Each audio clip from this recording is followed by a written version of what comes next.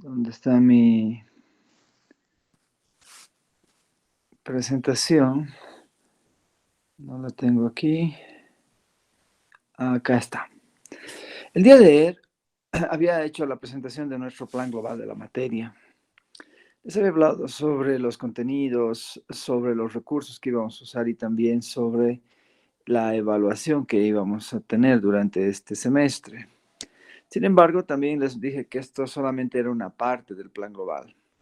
En el plan global también es muy importante que queden explícitos cuáles son el objeto y el objetivo de estudio de nuestra materia. Así que quiero ponerles en contexto y para esto me sirven las siguientes diapositivas. El gran uso que se le da a las ecuaciones diferenciales evidentemente tiene que ver con todo lo que es el modelaje matemático. ¿Qué son los modelos matemáticos? Cuidado que alguien piense que son unos jóvenes bien simpáticos caminando por una pasarela, ¿no? No, no, nada que ver. No es eso. Los modelos matemáticos no son más que recursos, ¿sí?, que nosotros utilizamos para describir los cambios cuantitativos, ¿sí?, que tienen las variables, ¿no?, que van relacionándose en algún fenómeno, ¿ya? Por ejemplo, yo puedo modelar cómo es el cambio de la preferencia del voto de un ciudadano respecto a un hecho circunstancial, ¿no es cierto? Por ejemplo, puedo modelar cómo ha aumentado la cantidad de votos del, ¿qué se llama? Del que ha ganado las elecciones, del señor Manfred Reyes Villa, después de que ha sido nuevamente habilitado, ¿no? Entonces puedo hacer una modelación, cuánto más ha crecido, cuánto menos ha crecido, etcétera, etcétera. O puedo hacer otro tipo de modelajes, ¿no? Modelajes biológicos, puedo hacer modelos físicos, etcétera, modelos económicos, cualquier, cualquier relación entre variables cuantitativas pueden ser simuladas, emuladas, si ustedes quieren, por modelos matemáticos. Entonces, todo modelo matemático consta de 4 etapas que voy a pasar a describir a continuación. En todo modelo matemático es importante que nosotros definamos cuáles son las variables significativas que atañan al modelo, ¿no? ¿Qué variables son realmente las más representativas? Yo qué sé, si estoy analizando un modelo físico, si es que la temperatura es importante, si la presión, si la velocidad, si las fuerzas, si la potencia, etcétera, ¿no? Es importante definir variables significativas que necesitamos nosotros modelar. Y esas variables significativas usualmente están relacionadas mediante leyes, principios o hipótesis fundamentales. Por ejemplo, si yo quiero modelar un circuito eléctrico simple, seguramente puedo relacionar la caída de tensión debida a la resistencia utilizando la ley de Ohm, ¿no es cierto? Todos sabemos que el voltaje es igual a la resistencia por la intensidad de la corriente.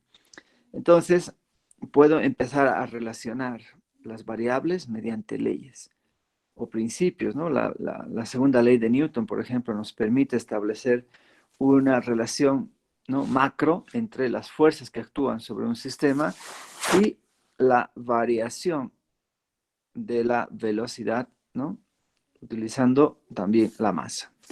Entonces, fíjense que hay muchas leyes o principios que gobiernan la relación que existe entre variables. Entonces, esas leyes o principios, ¿sí?, se las traducen en ecuaciones y o sistemas de ecuaciones diferenciales, ¿ya? Ecuaciones y o sistemas de ecuaciones diferenciales que pueden estar sujetas o no a ciertas condiciones de borde o de frontera, si ustedes quieren. Yo, por ejemplo, para que esto se vaya entendiendo, estoy utilizando como modelo sencillo el estudio de la caída libre de un objeto en el vacío. Entonces, ¿qué es lo que queremos? Queremos establecer en este modelo la relación que existe de la variación de la posición respecto del tiempo. Es decir, queremos encontrar una función que nos modele la posición, en este caso la altura, respecto del tiempo, sujeta a un par de condiciones de borde o condiciones iniciales. La condición inicial es de que el objeto empieza en una posición o una altura y sub 0 y con una velocidad inicial en el tiempo cero igual a v sub 0, ¿no? La velocidad inicial y la posición inicial, entonces aquí actúan como condiciones de borde o condiciones iniciales. Entonces queremos modelar la caída libre de este objeto en el vacío, es decir, como estamos en el vacío, no hay ningún medio amortiguado que ofrezca resistencia a la caída de este objeto. Así que, en definitiva, la única fuerza que podemos reconocer que actúa sobre el objeto es la debida a su propio peso por la acción de un campo gravitacional. ¿De acuerdo? Por acción de la gravedad. Entonces, aquí defino, en principio, las variables que quiero relacionar. Y las únicas variables que acá estoy relacionando son la posición y el tiempo. La posición y el tiempo, con algunas condiciones iniciales.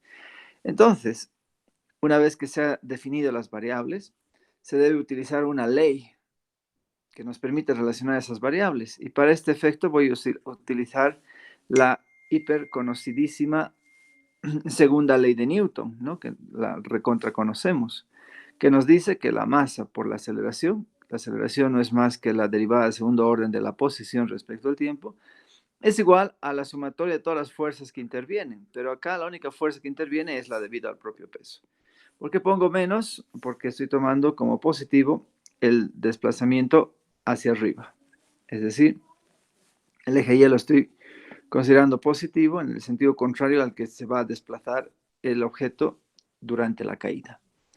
Así que fíjense que la masa es totalmente prescindible. Podemos cancelar estas masas y nos va a quedar lo que más adelante formalmente vamos a definir como un PBI, problema a valores iniciales, que está constituida por esta ecuación diferencial y está sujeta a este par de condiciones iniciales. ¿De acuerdo? Entonces, a eso me refería, de que cuando nosotros, una vez que hemos declarado las variables significativas que queremos relacionar, una vez de que hemos utilizado una ley o principio que relaciona estas variables, formamos, ¿sí? O constituimos o las relacionamos mediante una ecuación diferencial que está sujeta a condiciones de borde o condiciones de frontera. En este caso, las condiciones de frontera son condiciones iniciales. O sea que las condiciones iniciales son un caso particular de las condiciones de frontera. Muy bien. Bueno, así que una vez que ya tenemos todo esto, obviamente lo que corresponde es resolverlas, ¿no?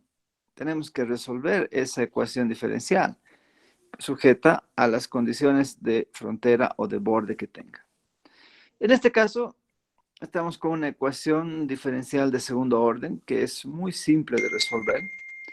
Fíjense que la derivada de segundo orden la podemos ver como la primera derivada de la primera derivada, y esto es igual a menos g. Así que este diferencial de t pasa al miembro de la derecha, y nos queda el diferencial de esta derivada. Aplicamos las integrales a ambos miembros. Y, por supuesto, que al evaluar las integrales a ambos miembros, cada una de estas integrales va a tener una propia constante, más C1 más C2, ¿no es cierto?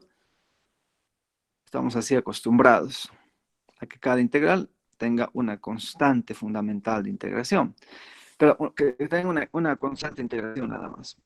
Pero lo que yo puedo hacer es pasar este C sub 1 que escribí en el miembro de la izquierda al miembro de la derecha, y nos queda más C sub 2 menos C sub 1.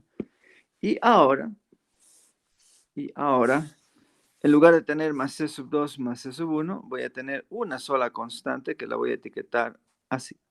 Una constante especial, C sub 1, y de ahí es que me aparece esta expresión. Entonces, fíjense, la integral del diferencial de esta derivada es la misma derivada, y esto es igual a menos la integral de g diferencial de t, más un C sub 1. Más un C sub 1. Entonces, hacemos lo propio pasamos el diferencial de t al miembro a la derecha, volvemos a integrar y ya estamos listos para despejar y. Entonces, y, que es y, es la integral del miembro a la derecha, por si acaso aquí está. La integral de menos gt es menos 1 medio de gt cuadrado más c sub 1t, más una nueva constante de integración debido a la segunda integral que estamos haciendo. Entonces, fíjense que tenemos acá la posibilidad de hallar c sub 1 y c sub 2. Cuando t vale 0, cuando el tiempo es 0, la posición inicial es y sub 0. Entonces, en lugar de y puedo poner y sub 0 y el tiempo 0 me anula esos dos términos y nos queda que c sub 2 es y sub 0. Por otro lado, la primera derivada, sabemos que es esta expresión, y cuando t vale 0, la velocidad y' vale v sub 0. Entonces, v sub 0 va a ser 0 más c sub 1, o sea, c sub 1 va a ser igual a la velocidad inicial. Reemplazamos,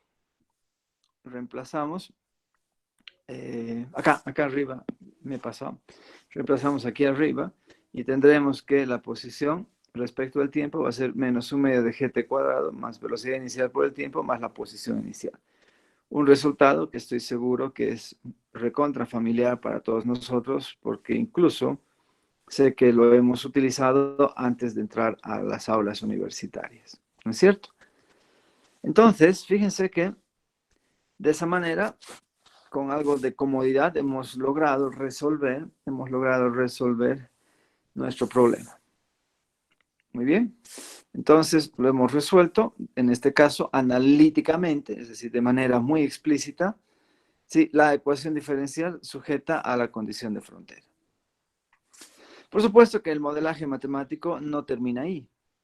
Es importante que lo que nosotros estamos mostrando como modelo sea experimentado. Tenemos que realmente poner a prueba de que nuestro modelo tiene ese carácter descriptivo, ¿sí? Es decir, tiene esa naturaleza predictiva. ¿No es cierto? Es lo que queremos, que ante un entorno de condiciones de frontera, el fenómeno tenga la misma respuesta. ¿Sí? Eso es un principio fundamental del análisis de las señales. Entonces, es importante la experimentación. Y si yo pongo experimentar y realmente los resultados son coincidentes con el carácter predictivo de nuestra relación que hemos hallado, se puede decir que este modelo se puede aplicar. Pero seguramente que si nosotros usamos este modelo para describir la caída de un lápiz hacia el piso, seguramente que no vamos a tener ningún conflicto en que el modelo funcione, ¿no? Pero el momento en que nosotros hacemos caer un papel, una hoja de papel, hacia el piso, seguramente que este modelo ya no nos sirve para nada. Para nada. ¿Por qué? Porque, evidentemente, para una hoja de papel o una pluma, sabemos que en la vida diaria existe un fenómeno de la resistencia del aire, ¿no? El aire empieza a servir como un colchoncito y que va a demorar, que va a retrasar la caída del objeto. Entonces, este modelo evidentemente es muy limitado y obviamente va a funcionar muy bien cuando estemos queriendo estudiar la caída libre en el vacío. Entonces, como la experimentación va a ser muy limitada, el momento en que nosotros no tenemos la posibilidad de modelar más fenómenos, entonces tenemos dos posibilidades. Volver al punto inicial y empezar a recuestionar las variables significativas.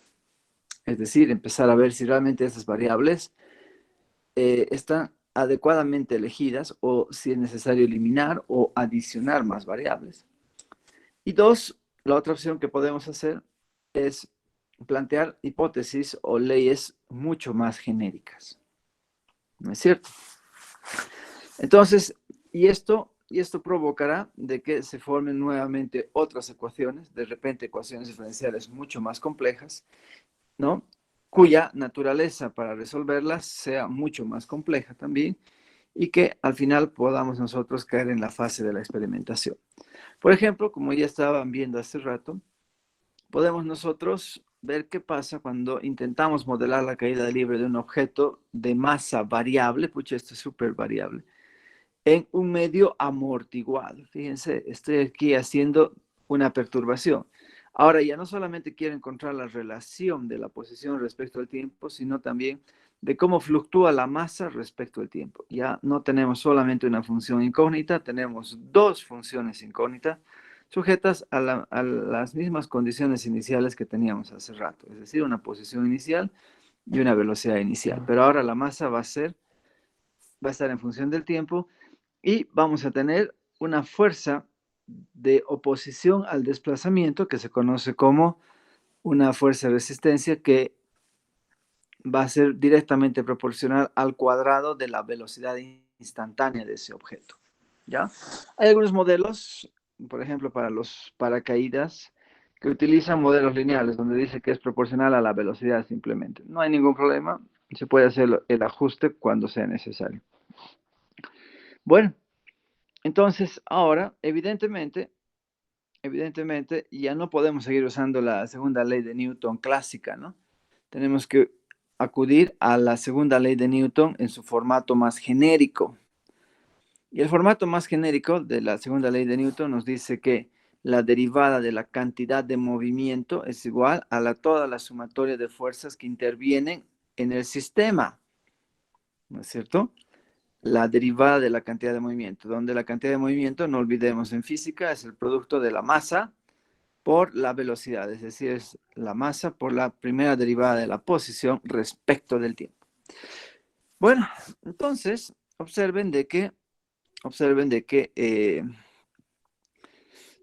cuando nosotros derivamos P respecto del tiempo, entonces tengo que derivar un producto de funciones. Ahora la masa es una función respecto del tiempo, ya no es una constante.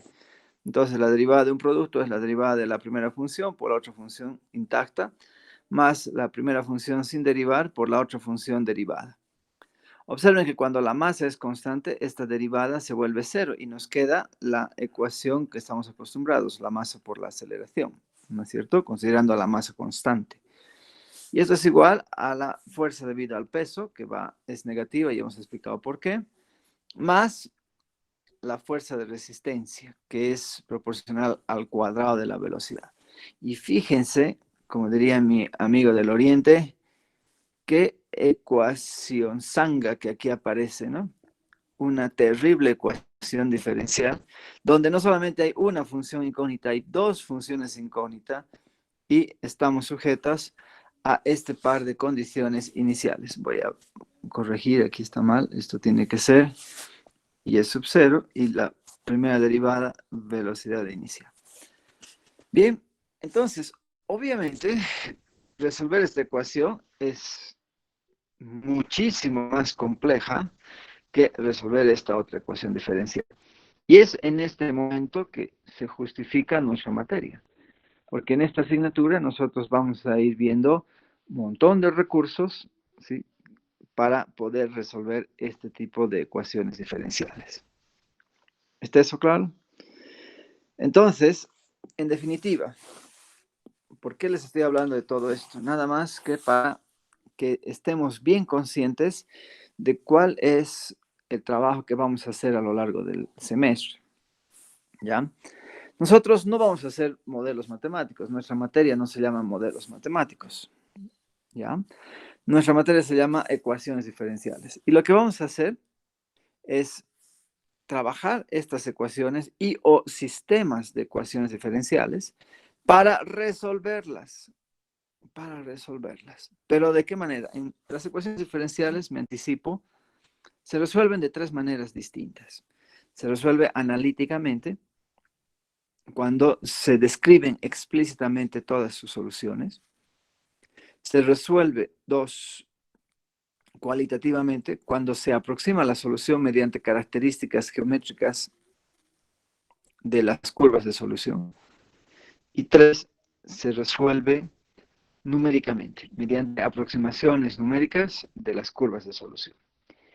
En esta asignatura nosotros vamos a resolver analíticamente y les voy a dar un pantallacito, una idea de cómo se resuelve cualitativamente un problema de valores iniciales.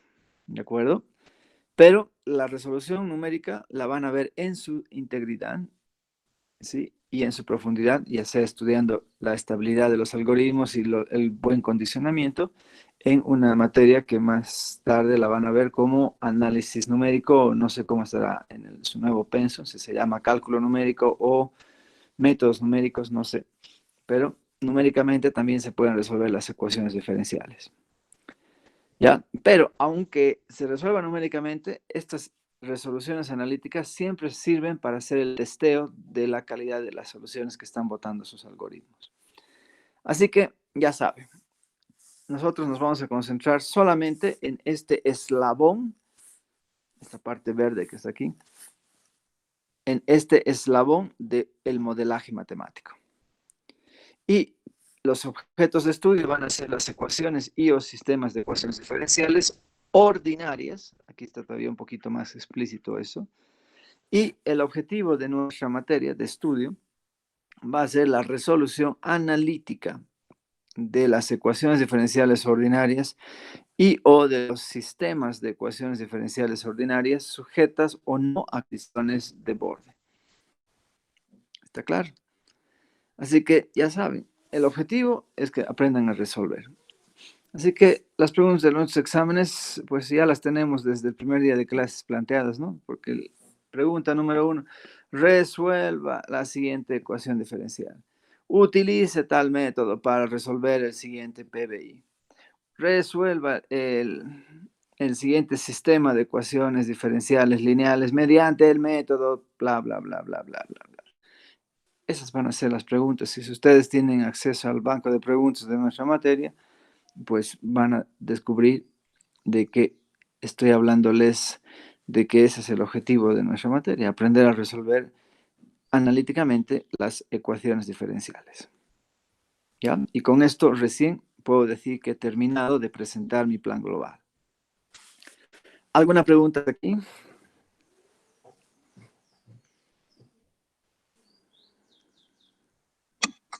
Buenos días, ingeniero. ¿En el examen valdrá medios puntos?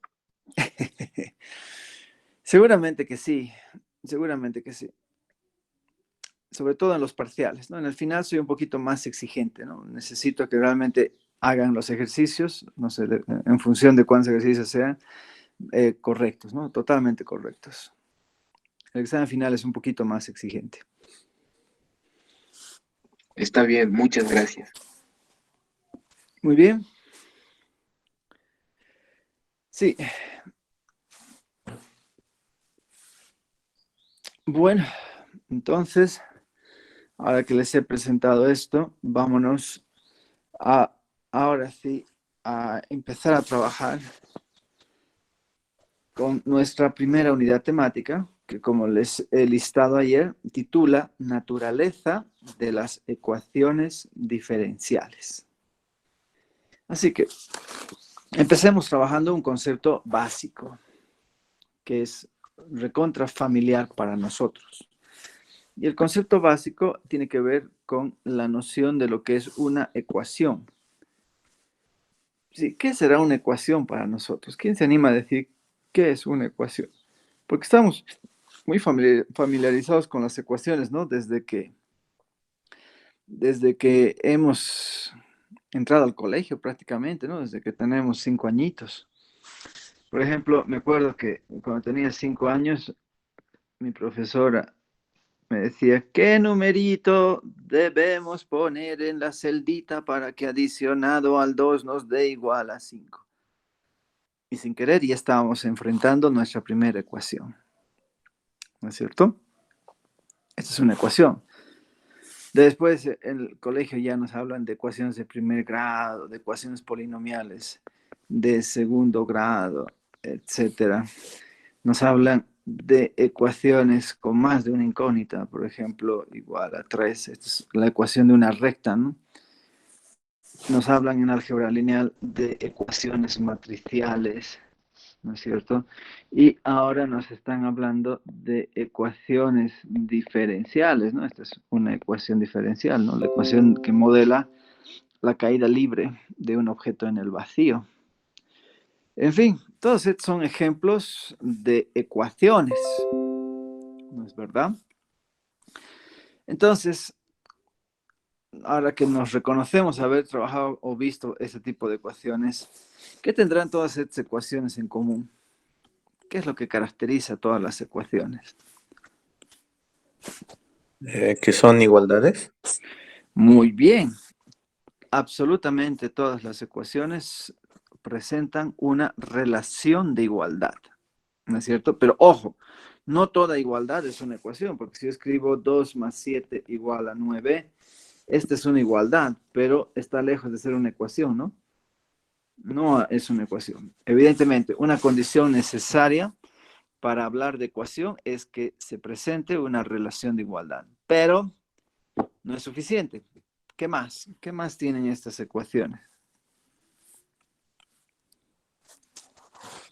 ¿Qué más tienen en Un común valor todas estas? desconocido o variable o varias variables. Excelente, excelente. ¿Con qué nombre llamamos a esas variables desconocidas?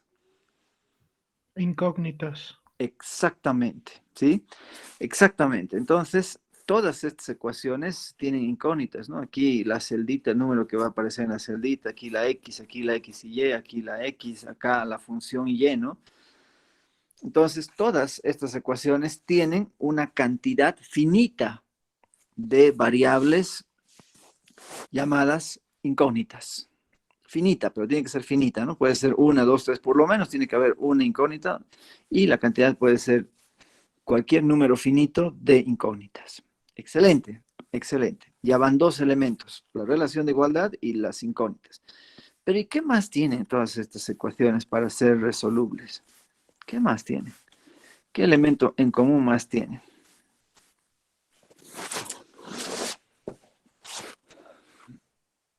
¿Mm?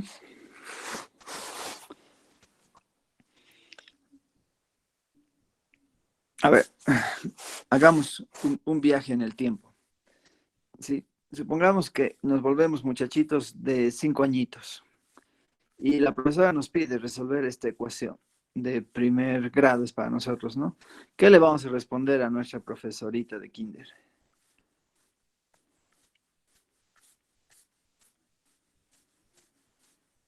¿Qué numerito debemos escribir aquí para que satisfaga la relación de igualdad? A ver, 3. hagamos. Correcto, es el número 3. Y seguramente la profesora nos va a felicitar, ¿no es cierto? Y vamos a poner el 3. Ahora voy a cambiar un poquito los roles. Supongamos que la profesora nos quiere jugar una broma y nos dice, por favor, muchachitos, jovencitos de kinder, dígame qué numerito debo poner en la celda para que adicionado a 5 tengamos el número 2. ¿Qué les vamos a responder con nuestros tiernos 5 añitos?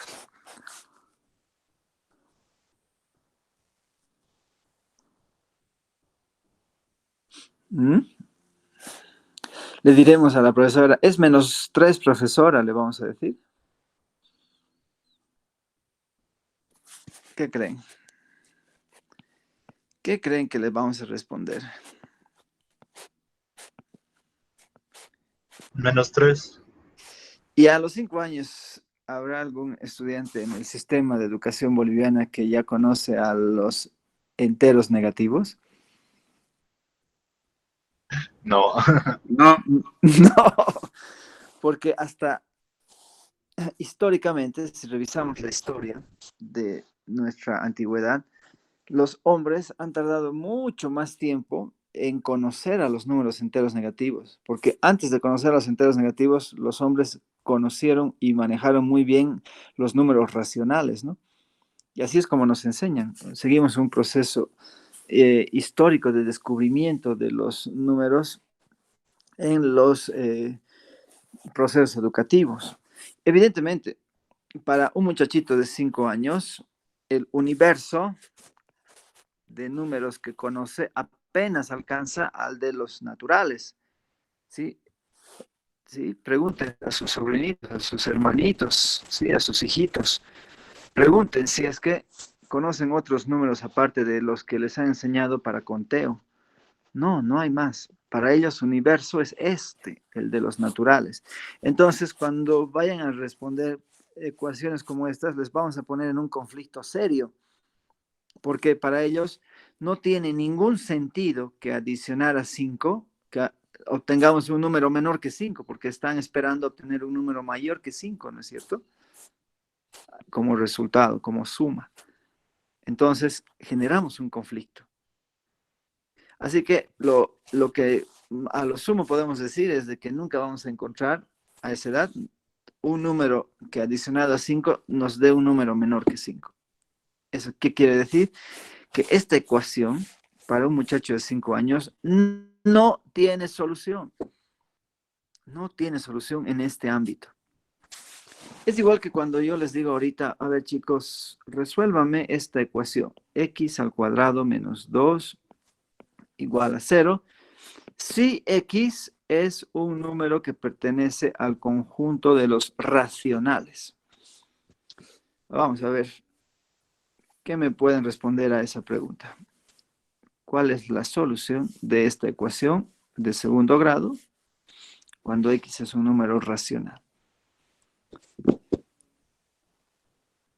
¿Qué me dice? Resuélvame esta ecuacióncita.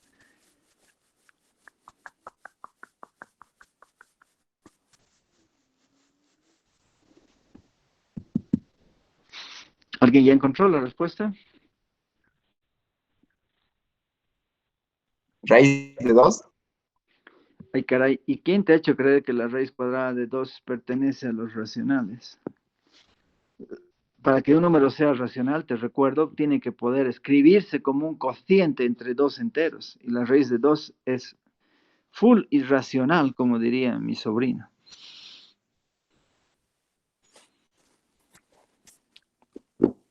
No es racional.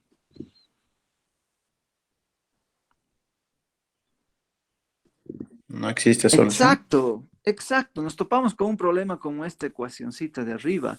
Fíjense, no existe solución porque ningún racional elevado al cuadrado va a ser 2. ¿Se dan cuenta? Ah, pero si les cambio el ámbito de solución y les digo que X pertenece a los reales, seguro ahí van a lucirse, me van a decir que X es más o menos raíz de 2. Es decir, son las dos soluciones, las únicas soluciones reales que admite esta ecuación. Pero fíjense cómo cambia, ¿no? La historia si es que yo cambio el ámbito de solución. Es igual que cuando el profesor del colegio nos decía, chicotes, resuelvan esta ecuación si X es un número real. ¿Y qué le decíamos?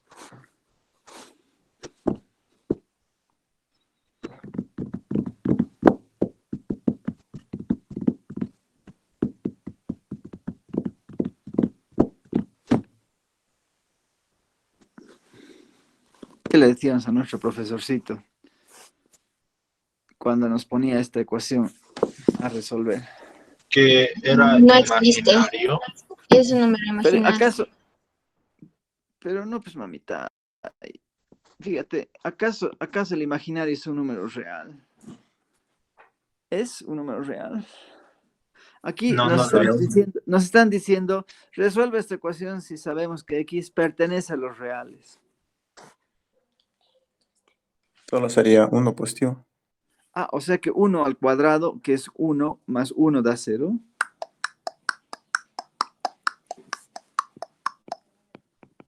Uno cuadrado más 1 da 2, no es igual a 0. Gracias. ¿Habrá algún un real cuyo cuadrado sea menor que 0? No. Esto entra en un absurdo porque nosotros bien sabemos que toda potencia cuadrática en los números reales siempre es no negativa, por lo tanto no puede ser jamás igual a 0. Aquí está otro ejemplo de una ecuación que no tiene solución, igual que esta, no tiene solución cuando contemplamos que el elemento que tiene que estar en la celda es un natural. ¿Se dan cuenta? Entonces, ¿a qué estoy apuntando? Cuando nosotros resolvemos ecuaciones, no solamente hay que preocuparnos de la relación de igualdad, de las incógnitas, hay que preocuparnos y siempre debemos exigir que nos declaren cuál es el ámbito de solución de donde vamos a buscar las respuestas, las soluciones a esa ecuación. Porque si nosotros no tenemos bien definida cuál es el ámbito, podemos responder cualquier cosa. Cualquier cosa. Entonces, ahora si les cambio el ámbito de solución, por ejemplo, si yo extiendo este conjunto o ámbito de solución al cuerpo de los complejos, ahora sí les creo que podamos encontrar raíces, ¿no? Para esta ecuación. X va a ser igual a más menos y, donde y es para nosotros la unidad imaginaria. Y este sí es un número que pertenece a los complejos. Obviamente no pertenece a los reales. Entonces, fíjense, para que una ecuación sea resoluble o no, eso está determinado por el ámbito de solución que nosotros elijamos para resolver esa ecuación. ¿Está claro? A ver, los voy a poner a prueba. ¿Quién me puede decir cuál es el ámbito de solución de esta ecuación que es lineal y de dos incógnitas? ¿Dónde buscamos las soluciones?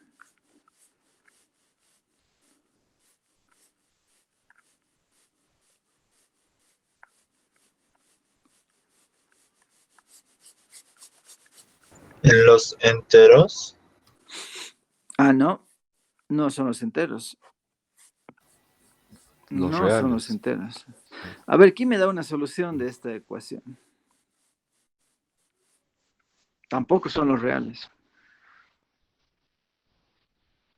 Tiene infinitas Fíjense soluciones. que ahora estamos hablando de dos incógnitas, dos incógnitas. Aquí deberían estar todos los que han hecho álgebra 2, ¿no es cierto? Si no, medio complicado hacer este curso sin álgebra 2 en el bolsillo. Entonces, es un sistema de ecuaciones lineales, ¿no? Que tiene dos incógnitas y apenas una ecuación. Pero las soluciones, ¿dónde las buscamos? A ver, ¿quién me da una solución de x más 2y igual a 3? Por ejemplo, yo les digo que cuando x es menos 1, y tiene que ser necesariamente 2. Entonces el par menos 1, 2 es una solución de nuestra ecuación. Menos 1 más 2 veces 2, eso nos da 3. Satisface. Esta es una solución de la ecuación. Y fíjense que no estoy buscando en los reales la solución. Porque si ustedes recuerdan, esta corresponde también a la ecuación de una recta.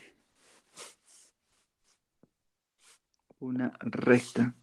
Y por algún lado debe estar el punto menos 1, 2. ¿No es cierto? Ahí La están. solución existe en la gráfica. ¿Cómo? Está en las gráficas, es decir, ¿no? En las Sí, soluciones. exacto. Cada solución de esta ecuación la podemos graficar sobre este espacio. ¿Y qué se llama este espacio?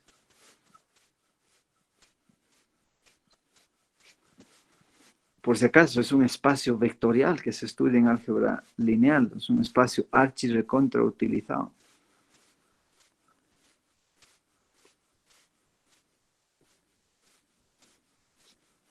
¿Qué se llama este espacio? Caramba, esto lo hemos visto desde antes de entrar a la U incluso. Es el eje cartesiano, disculpe. El plano cartesiano. Y cada uno de estos ejes son ejes cartesianos. Pero el espacio se llama plano cartesiano. Y ese plano cartesiano está formado por todos los vectores bidimensionales, más conocido como R2. ¿Está claro? Así que las soluciones no son números reales. Ahora ya no estamos buscando números reales aisladitos. Estamos buscando vectores. Vectores. ¿De dónde? Del espacio vectorial R2.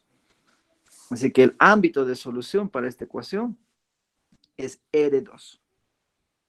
¿Se dan cuenta? Yo no puedo decir X1 es una solución y Y2 es otra solución. No. X no puede ser menos 1 si Y no fuese 2. Por eso es que siempre están amarrados en un vector. Yo a mis estudiantes de álgebra lineal les hago escribir a mis soluciones en forma de matriz columna. Y por supuesto, este sigue siendo un vector de R2. Ya lo pueden escribir vertical o horizontalmente, ¿no? Es mucho mejor escribirlo verticalmente. Pero no cambia. Seguimos trabajando con vectores de R2 independientemente a cómo se nos antoje representarlo. ¿Se dan cuenta? Y seguramente también por aquí está otra solución de nuestra ecuación, el par 1, 1. Cuando X es 1 y Y es 1, también satisfacemos la ecuación de esta, también satisfacemos la relación de igualdad de esta ecuación. ¿Se van dando cuenta? Cuando X es 3 y Y vale 0, seguramente que también voy a tener otra solución de nuestra ecuación. Y así que estamos demostrando que esta sencilla ecuación admite infinidad de soluciones. Y todas esas soluciones están sobre el espacio vectorial R2. Así que es importante reconocer de que los espacios de solución no son siempre cuerpos numéricos, ¿no? Pueden ser espacios vectoriales. Acá la solución no es un número, es una matriz. Aquí la solución no es un número ni es una matriz, es una función, como lo acabamos de demostrar hace rato, ¿no? La solución que hemos encontrado era, ¿cómo era la solución? Y igual a menos un medio de gt cuadrado más C1t más C2, era algo así, ¿no? Aquí tenía infinidad de soluciones, ¿no? Donde C1 y C2 eran los parámetros o grados de libertad con los que describíamos las infinitas soluciones de esta sencilla ecuación diferencial. Entonces, fíjense que los ámbitos de solución son sumamente importantes. Y, por supuesto, nosotros vamos a preguntarnos, ¿y cuál es el ámbito de solución en las ecuaciones diferenciales? Es totalmente natural. Y vamos a ir respondiendo precisamente en esta unidad todas esas preguntas. Así que, en definitiva, cuando hablamos de una ecuación, porque a eso estábamos yendo, toda ecuación tiene tres componentes. Aquí va. Uy, ¿qué ha pasado con mi...? Ah, qué pena. Qué pena. Fíjense, aquí ha pasado algo feo. A veces me ocurre esto con el Jamboard. Le quita...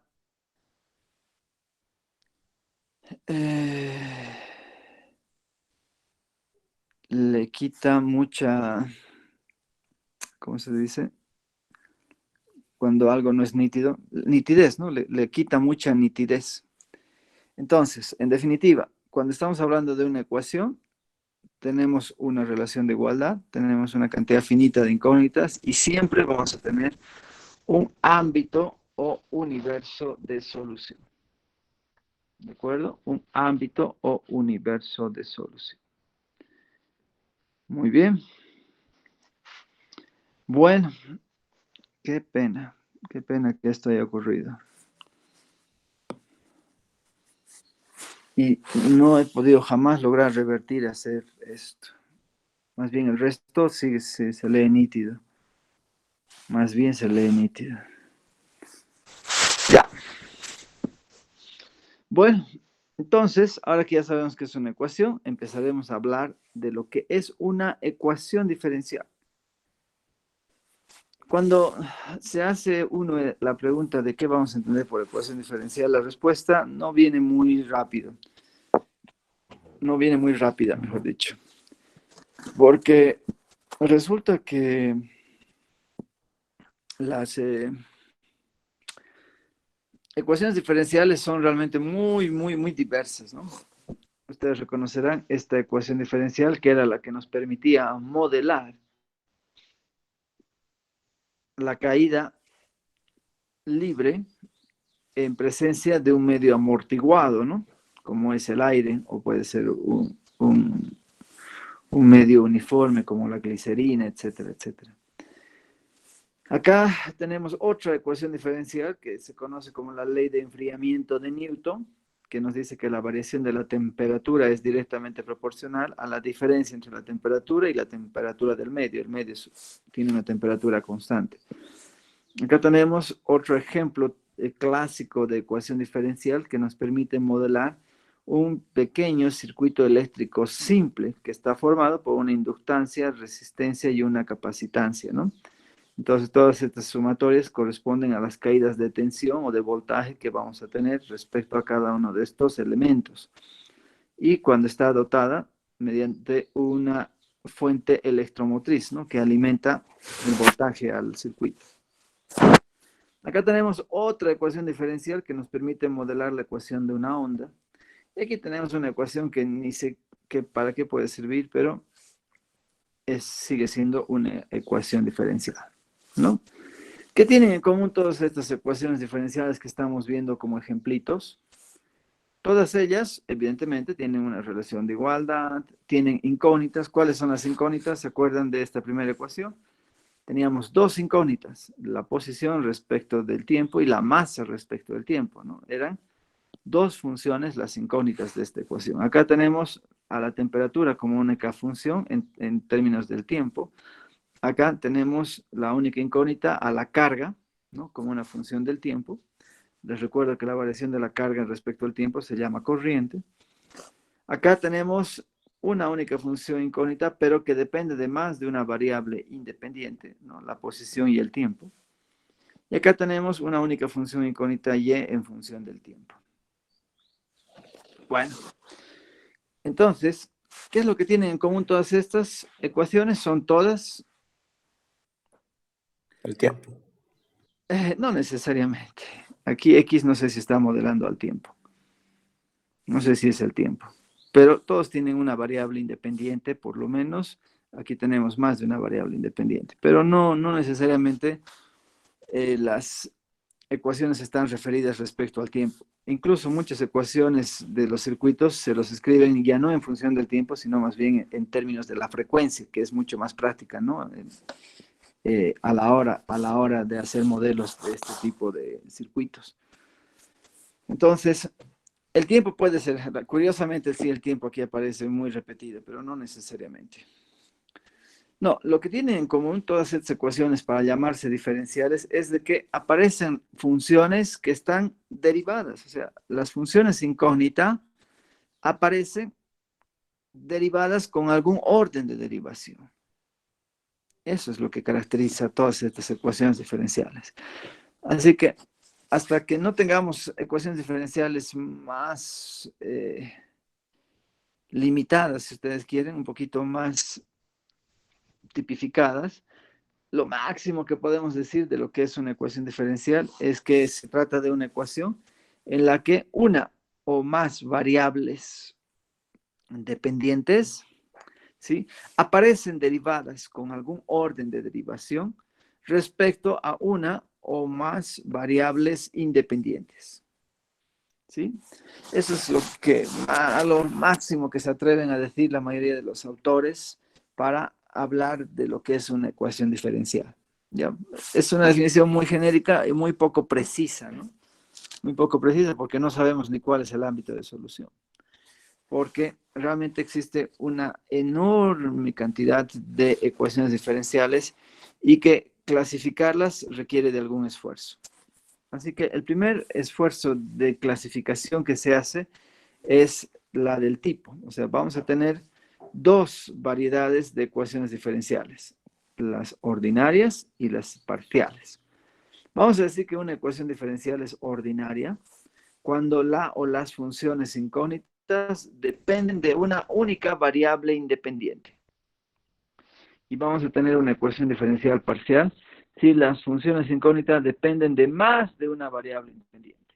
Volviendo a nuestros ejemplos, aquí nuestras funciones incógnitas dependen de una sola variable, A es ordinaria, aquí depende de una sola variable, es ordinaria, la carga depende de una sola variable, es ordinaria, ¿sí? La posición depende, la altura de la variación de la onda depende de la posición y del tiempo, A depende de más de una variable, es una ecuación diferencial parcial. Esta depende de una sola variable, es ordinaria. Y como les he mencionado en las anteriores diapositivas, solamente estas ecuaciones diferenciales ordinarias van a ser para nosotros nuestro objeto de estudio. ¿De acuerdo? Estas son las que vamos a estudiar. Lastimosamente no nos dará el tiempo para ver las ecuaciones parciales. Estas ecuaciones diferenciales ordinarias sí se las puede definir con mayor rigor y formalidad. ¿Sí? Todas las ecuaciones diferenciales ordinarias se las puede escribir como una función que contiene a la variable independiente, a la variable dependiente y a todas las derivadas de la variable dependiente con algún orden de derivación, ¿ya? Donde y es una función de x y donde y pertenece a este ámbito. Qué lindo. Al fin recién podemos declarar cuál es el ámbito de solución de donde vamos a empezar a buscar las funciones para resolver estas ecuaciones. Y este ámbito de solución es un espacio vectorial. No sé si les habrán presentado en su curso de álgebra 2, por lo menos yo sí les presento cuando doy mis cursos de álgebra lineal. Y este ámbito, el C super n de i, si no les han presentado, lo hago ahora, está formado por todas las funciones y que dependen de x, tal que y es una función real, de variable real, de las que estudiamos en cálculo 1, a la que le vamos a exigir que sea al menos derivable de orden n sobre un intervalo i que está incluido en los reales. ¿De acuerdo? Así, por ejemplo, esta función polinómica de tercer grado es una función que pertenece al espacio vectorial C super n de menos a más infinito. ¿Por qué? Porque toda función polinómica es continuamente derivable, podemos derivarla en cualquier orden sobre cada número de los reales, ¿no es cierto? Ustedes me dirán, pero a partir de la derivada de cuarto orden se vuelve cero. Pero no importa, la función cero sigue siendo una función constante, ¿no es cierto? Pero la función tangente ya no es una función derivable sobre todos los reales, ¿no? ¿Por qué? Porque la función tangente presenta saltos de continuidad, ¿no? La tangente de pi medios no está definida de 3 pi medios, de 5 pi medios, de cualquier múltiplo impar de pi medios, no está definida. Entonces hay que tener mucho cuidado cuando nosotros trabajamos con estas funciones que no las podemos derivar sobre cualquier número real. Por ejemplo, para que esta función quede bien definida y sea derivable, continuamente derivable, necesitamos establecerla en un intervalo abierto que va de pi medios a 3 pi medios, donde aparece una de las ramas de la función tangente y por supuesto dentro del interior de este intervalo la función tangente es completamente derivable. ¿No es cierto? Entonces, al fin, ya sabemos cuál es el ámbito de solución. Lo vamos a escribir aquí. Este espacio vectorial es el ámbito de solución. Obvio, ¿no? Tiene todo el sentido del mundo. Si nosotros tenemos una ecuación diferencial donde aparece una función derivada n veces, por supuesto tenemos que buscar un espacio donde hayan funciones que admitan ser derivadas n veces. Muy bien. Y otro detalle es que nos permite a nosotros tipificar también a las ecuaciones diferenciales por el orden que tiene una ecuación. El orden de una ecuación diferencial no es más que el máximo orden de derivación que aparece a lo largo de todos sus términos. De esta manera, fíjense que esta ecuación diferencial es de orden 2, porque es la máxima derivada que vamos a encontrar en esta ecuación diferencial. Ojo, cuidado confundir el orden con el grado. Aquí estoy hablando de un grado 2 de la primera derivada. ¿Sí? A veces nos pueden cambiar el grado y nos pueden poner, digamos, 3. Pero ojo, esta ecuación, a pesar de que aquí aparezca el 3, sigue siendo de orden 2. Porque esto simplemente habla de que debemos elevar al cubo esta primera derivada. ¿De acuerdo? Así que lo dejaremos como 2 nomás. Muy bien, cuidado con confundirnos.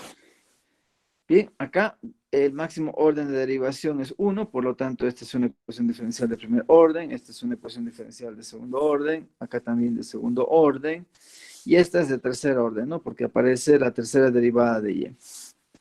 Listo. Ahora sí, tenemos bien declaradas a las ecuaciones diferenciales ordinarias, Y a continuación vamos a clasificar las ecuaciones diferenciales ordinarias. Les vamos a clasificar como lineales y no lineales. Para que una ecuación diferencial sea etiquetada como lineal, tiene que adoptar el siguiente formato, este formatito, donde la función incógnita y cada una de sus derivadas, como ustedes pueden ver, aparece en primer grado. Y dos, la segunda característica fundamental, es que cada una de las funciones coeficiente siempre están en términos de la variable independiente. O sea, no puede haber otra y por aquí, en otras palabras. Solamente funciones que están en términos de la variable independiente. Y ahora aquí aparece una función en el miembro a la derecha que se la conoce también como función independiente. Entonces, cada una de estas n más 1 funciones coeficiente y la función independiente son funciones reales de variable real definidas sobre un intervalo común de los reales, donde el coeficiente principal, la función coeficiente principal, es distinta de 0 para todo x que pertenece a ese intervalo común de definición. Ahora, las ecuaciones lineales se subclasifican en homogéneas y no homogéneas. Si la función independiente es idénticamente a 0 para todo x que pertenece ahí, la ecuación lineal se dice que es homogénea. ¿De acuerdo? Cuando la función independiente es 0, la función se dice que es homogénea. Caso contrario, va a ser no homogénea. Basta que aquí haya un numerito diferente, una expresión o una función distinta de 0, la función ya deja de ser homogénea. ¿De acuerdo? Y vamos a tener una ecuación no lineal cuando tengamos cualquier ecuación que no obedezca a este formato. Les repito, para identificar que una ecuación es lineal, solamente hay que chequear dos cositas. Primero, que cada una de las derivadas de la función incógnita tenga grado unitario, sean todas de primer grado. Y segundo, que todas estas derivadas tengan como única función coeficiente a una función en términos de la variable independiente. Nada más. ¿De acuerdo? Así, por ejemplo, esta ecuación no es lineal. ¿Por qué? Porque el grado de la función incógnita no es unitario. Esta función no es lineal, a pesar de que la función incógnita y sus derivadas aparezcan en primer grado, pero hay un problema. La primera derivada tiene como función coeficiente a una función multivariable, es decir, que depende tanto de la variable independiente y de la variable dependiente. ¿Se dan cuenta? Y hemos dicho que debe depender la primera derivada y cada una de las demás derivadas solamente de la variable independiente. ¿De acuerdo? Así que estas no son lineales, pero siguen siendo una ecuación diferencial. Muy bien, hasta aquí, ¿alguna pregunta?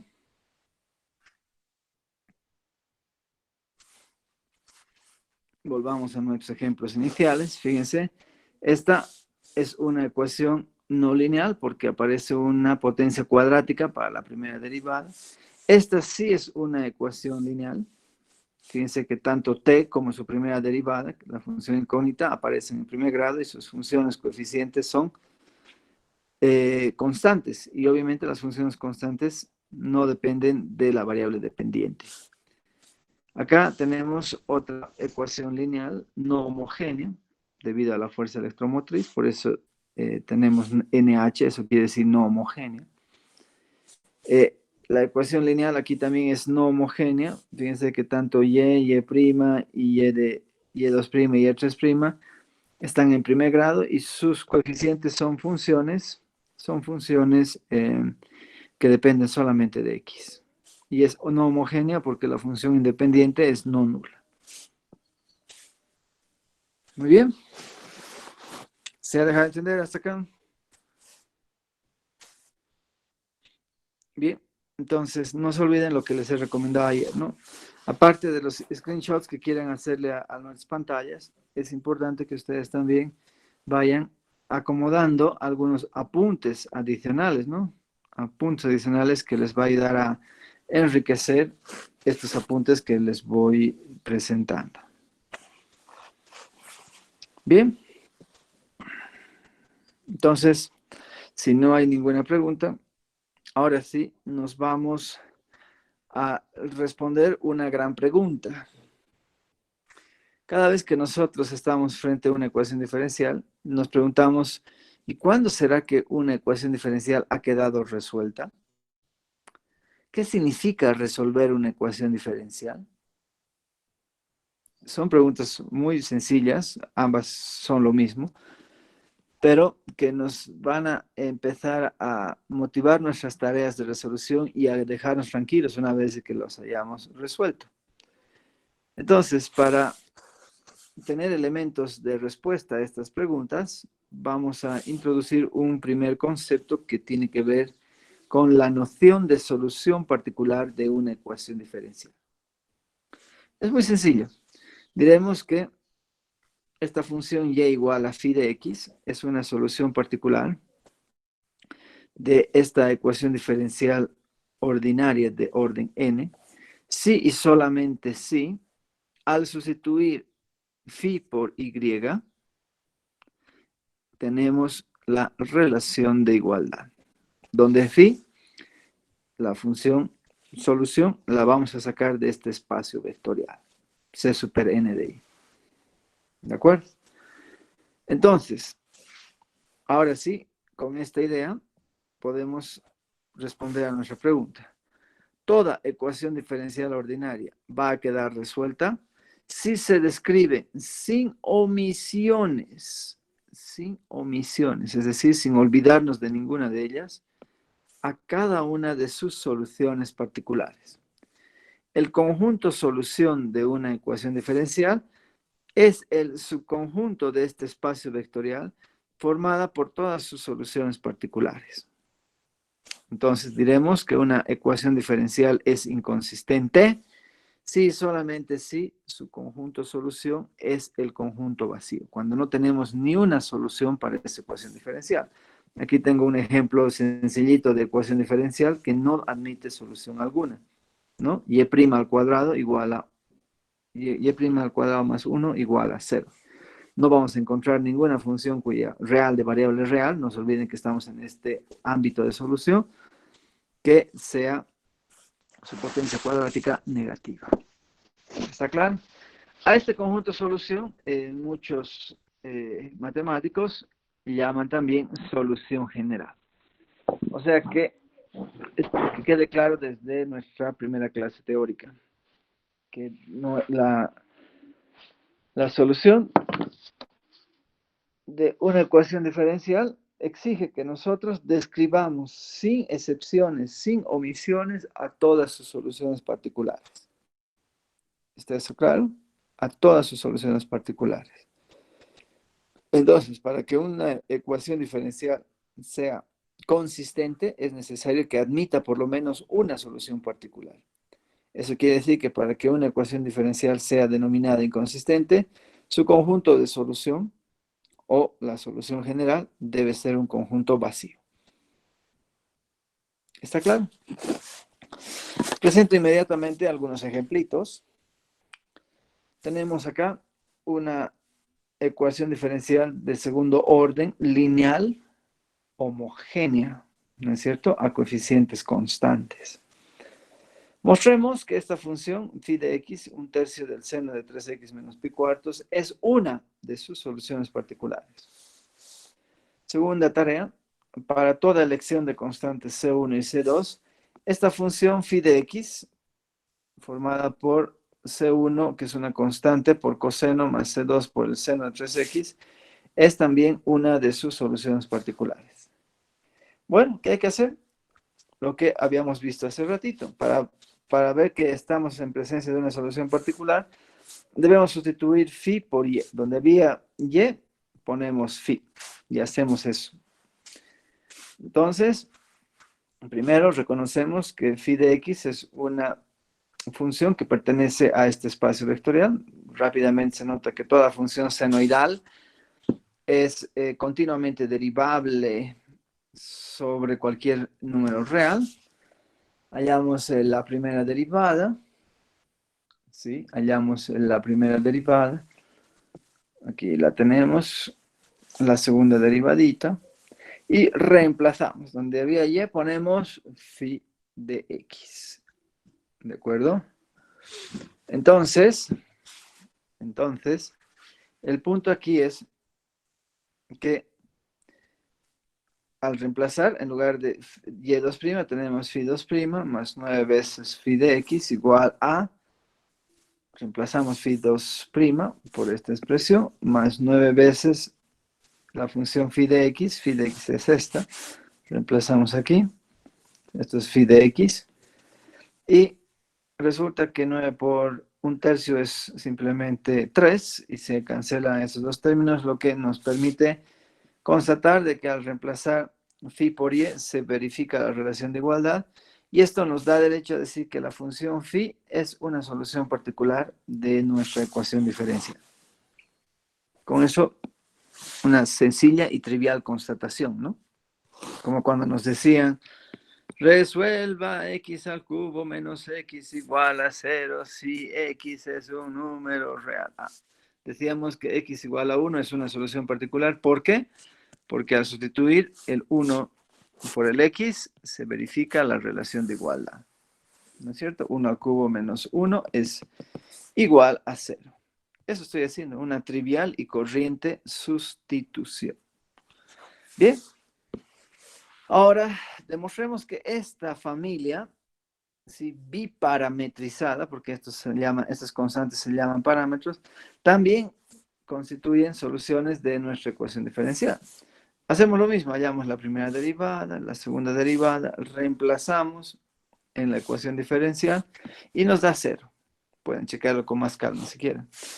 Donde, al constatar esto, tenemos el derecho de decir que phi es una solución particular de esta ecuación para cualquier elección de constantes C1 y C2 que pertenecen a los reales. ¿Eso qué quiere decir? Que esta ecuación diferencial permite construir infinidad de funciones diferentes que satisfacen la relación de igualdad. ¿Qué tal eso? Lo único que tenemos que hacer es ir cambiando los valores a C1 y C2, pero como C1 y C2 se pueden elegir del conjunto de los reales y sabemos que hay infinidad de números reales, entonces puedo elegir infinitos números para estas constantes, por lo tanto puedo construir infinitas constantes para esa función. Muy bien. Y este ejemplo más, y con esto quiero acabar.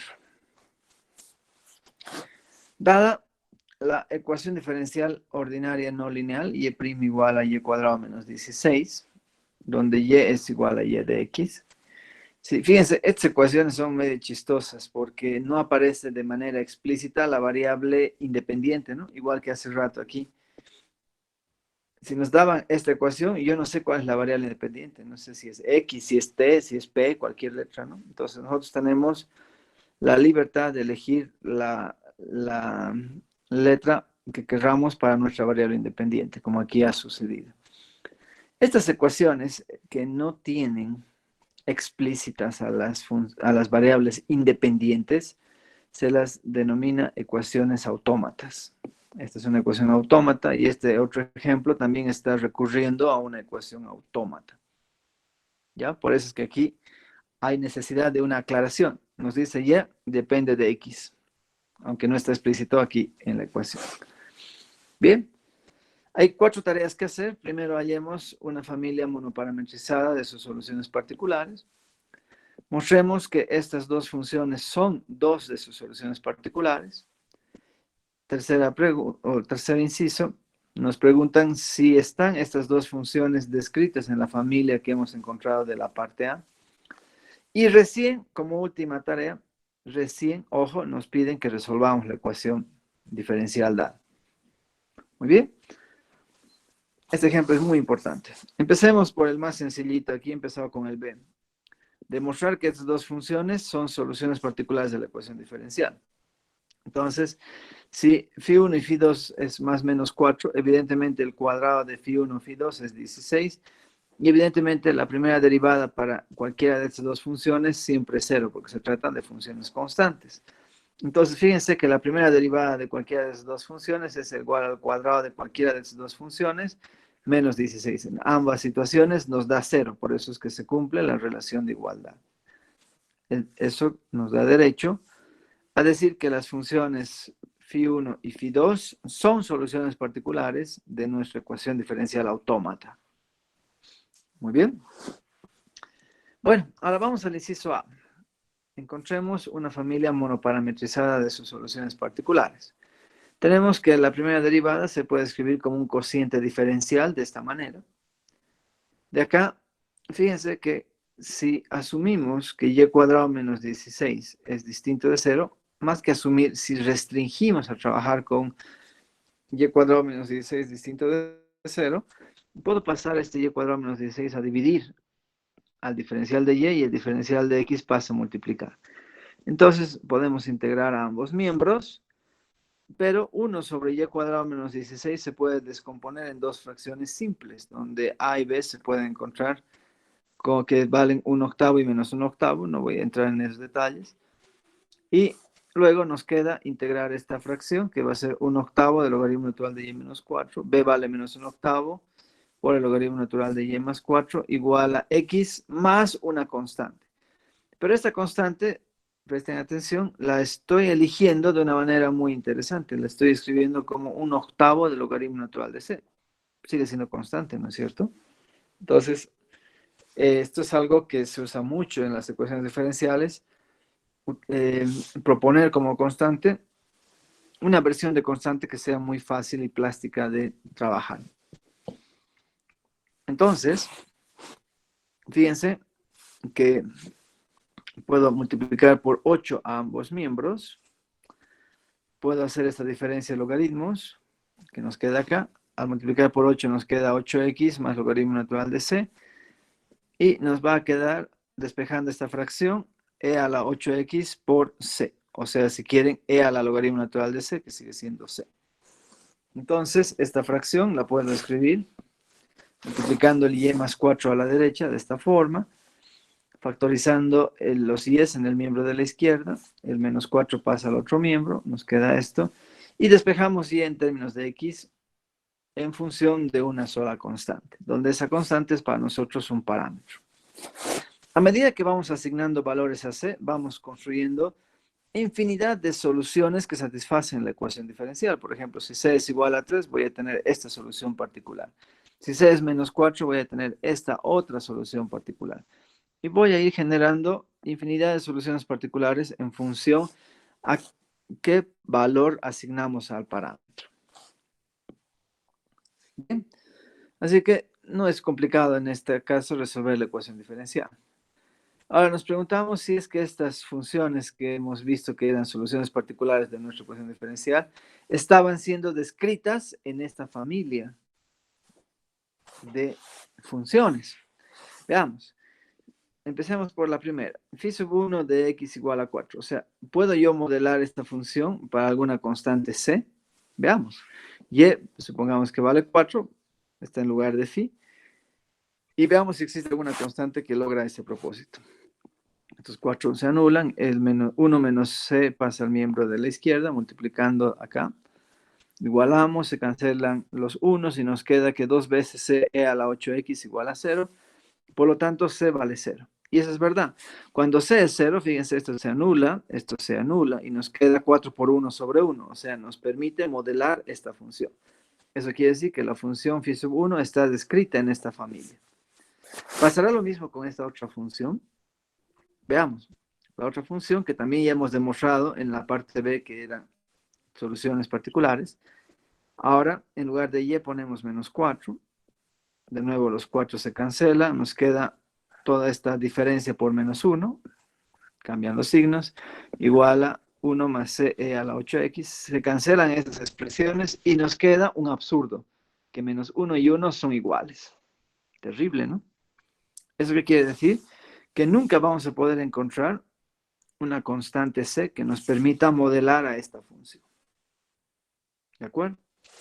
Así que φ2 lastimosamente no está descrita en esta familia. No está descrita. Y aquí vamos a introducir un concepto que es muy importante y que no debemos jamás olvidar cada vez que resolvemos una ecuación diferencial. Y eso es lo que marca de que ustedes tengan el crédito completo o medios puntos, como decía alguno de sus compañeros, ¿no? ¿Sí? Porque a veces nosotros nos metemos a resolver la ecuación diferencial y presentamos esta familia de infinitas funciones y pensamos que la ecuación ya ha quedado resuelta. Sin embargo, estamos viendo de que hay soluciones en la ecuación diferencial como esta que no están descritas en esta familia, pero sin embargo satisfacen la ecuación diferencial. A esas ecuaciones, perdón, a esas soluciones particulares que no están modeladas mediante una familia parametrizada de curvas de solución, se las llama soluciones singulares. Eso quiere decir que estamos en presencia de una solución singular de nuestra ecuación diferencial en estudio. Así que quede bien claro, les vuelvo a repetir. Una solución singular de una ecuación diferencial es una solución particular que no está descrita mediante una familia parametrizada de curvas de solución. Y no se olviden que habíamos dicho que resolver una ecuación diferencial, ¿sí?, es una tarea que exige describir a todas sus soluciones particulares sin omisiones. Entonces, en el último inciso, donde nos piden resolver la ecuación diferencial, tenemos la obligación no solamente de describir a esta familia monoparametrizada de curvas de solución, sino que también tenemos que describir a todas sus soluciones singulares. Y esta es una solución singular. Por eso, recién podemos decir que la ecuación diferencial ha quedado resuelta de esta manera. ¿Está claro? Ahora, ustedes se preguntarán, ¿y de dónde es que aparecen estas soluciones extrañas, estas soluciones singulares? Surge de acá, de los procesos algebraicos que nosotros utilizamos para despejar la función incógnita. Acá, recuerden de que para poder dividir el diferencial de y entre y cuadrado menos 16, habíamos hecho la restricción de que y cuadrado menos 16 sea distinto de 0. Pero quedaba pendiente estudiar qué pasaba cuando y cuadrado menos 16 es igual a 0. Y está claro que cuando y cuadrado menos 16 es igual a 0, y puede ser 4 o menos 4. Y de ahí aparecen estas dos funciones que hay que estudiar si tienen ese carácter potencial de ser o no soluciones singulares. ¿Ya? Vamos a ir afinando esta búsqueda de soluciones singulares a medida que vayamos viendo más variedades de familias de ecuaciones diferenciales. Pero no se olviden, y este es un ejemplo por eso muy importante, porque nos tiene que tener siempre alertas en buscar soluciones singulares en las ecuaciones diferenciales. Bien, quiero llegar hasta aquí. ¿Alguna pregunta?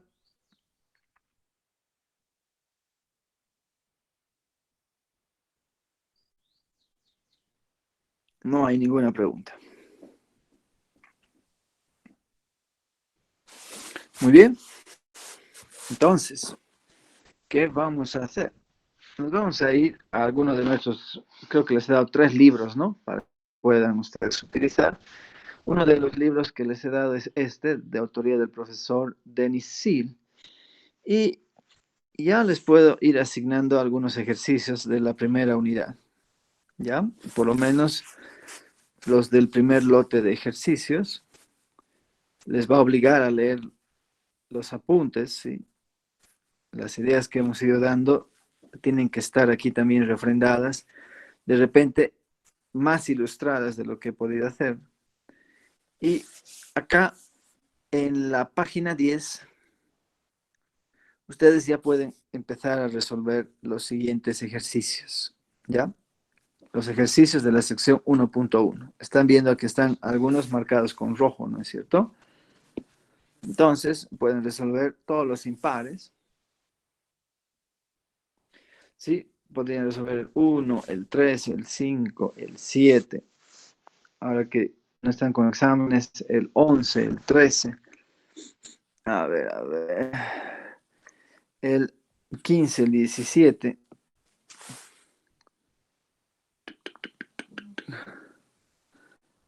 El 19, 21, 23, 25. ¿Y hasta dónde pueden llegar?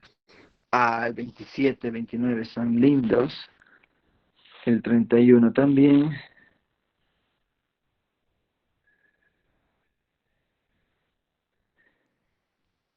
Sí, tranquilamente, por favor, todos, no me quiero meter con sistemas. Eh, el 33 y 35 más. En otras palabras, les estoy asignando todos los ejercicios impares de la sección 1.1 desde el 1 al 35. ¿De acuerdo? Desde el 1 al 35. Facilito, ¿no? Sección 1.1 de nuestro libro base del DENISIL. Acuérdense de esta antenita parabólica. En su edición novena, del 1 al 35, todos los impares. Les estoy asignando los impares porque ya les he hablado ayer. Necesito que se acostumbren a controlar la calidad de sus soluciones. Nuestras clases telepresenciales no tienen tanta cobertura para ir revisando ejercicio por ejercicio, ¿no? Nos tomaría unos 5 semestres hacer así. Entonces, ustedes solos tienen que ir controlando la calidad de sus soluciones. Bien, hasta aquí, ¿alguna pregunta?